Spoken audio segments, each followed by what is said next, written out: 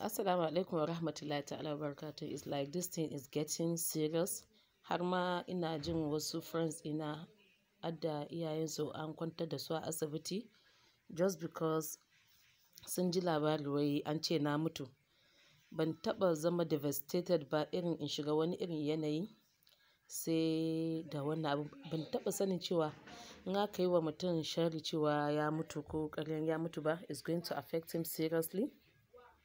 Ban san cewa haka mutanen da ake musu sharrin mutuwa, ban taɓa sanin cewa haka suke feeling, suke fama da ba. And abin ya fara zama serious in a situation whereby har ma irin mutanen ƙauye suna hawan mota suna zuwa gidana.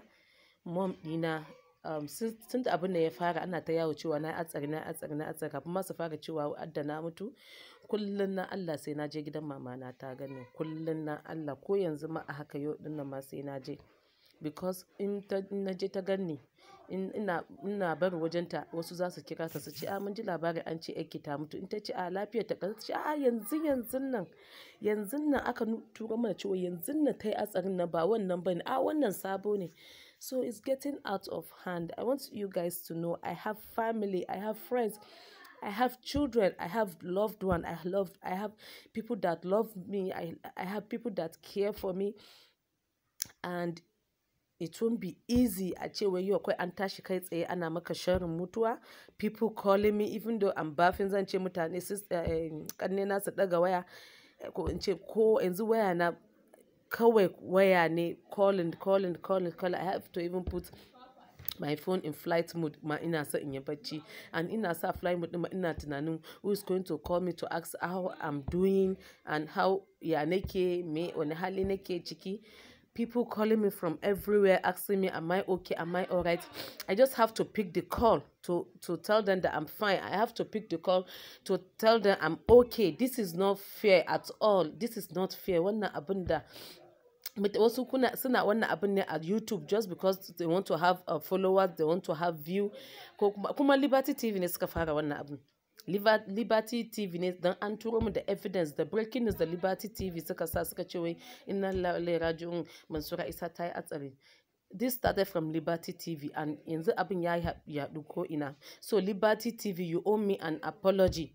In ba ku dawo kun ce wai ƙarya ne ba, zan suyi ɗinku because this is not fair. This is not fair. I can't even have peace in my house. I can't even have peace in my life. I've been thinking waye zai kira ni yanzu, waye zai buga kofar gidana. Mutane daga ƙauye zuwa suke friends ina suna jin ciwo suna rauni. I have to call my friends su kira iyayensu da na san muna mutunci da su cewa su gaya musu tun kafin wani ya kira su ko wata ta kira su cewa sun ji labarin na yi hatsari na mutu, cewa is not true, ƙarya ne, sharrin mutane ne.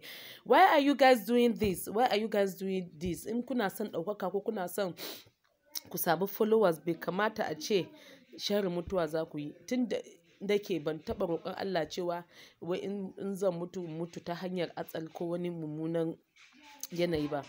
Kullum have been praying in zan mutu Ubangiji Allah ya ɗauki raina while ina bacci.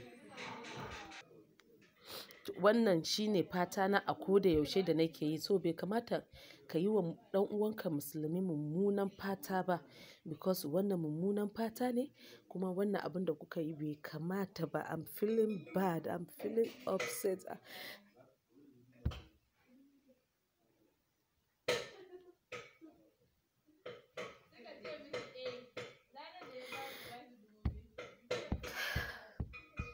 Well, na san it's like a video, in mutum yayi video yana making impact.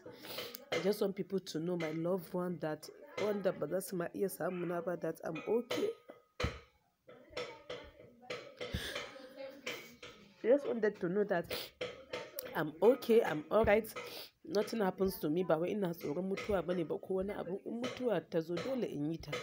Wannan is written. Ko wanda bai yarda da addinin musulunci ba, ko wanda bai yarda da Allah ba, ko wanda ma bai yarda da komai na duniya ba ma, ya san cewa mutuwa fa dole za a yi shi. Balle ni da nake musulma. Don haka I'm not dead. I'm okay, I'm alright, and I'm fine, but this is frustrating my life actually. I'm okay. Lafiya ta ƙalau, ba abin da ya same ni. ina na lafiya kalau, and I'm doing well. So duk wanda suka yi wannan abin ban yafe musu ba. I think abin da zan yi kenan, ko kuma su yi apologizing, and they are break a lot of people's hearts. A lot of people are sick right now just because of wannan posting. So wannan abin bai kamata ba, sam bai kamata ba. To ubangiji dai Allah ya sa mutane su gane cewa social media ba hauka bane ba, and this is getting out of hand.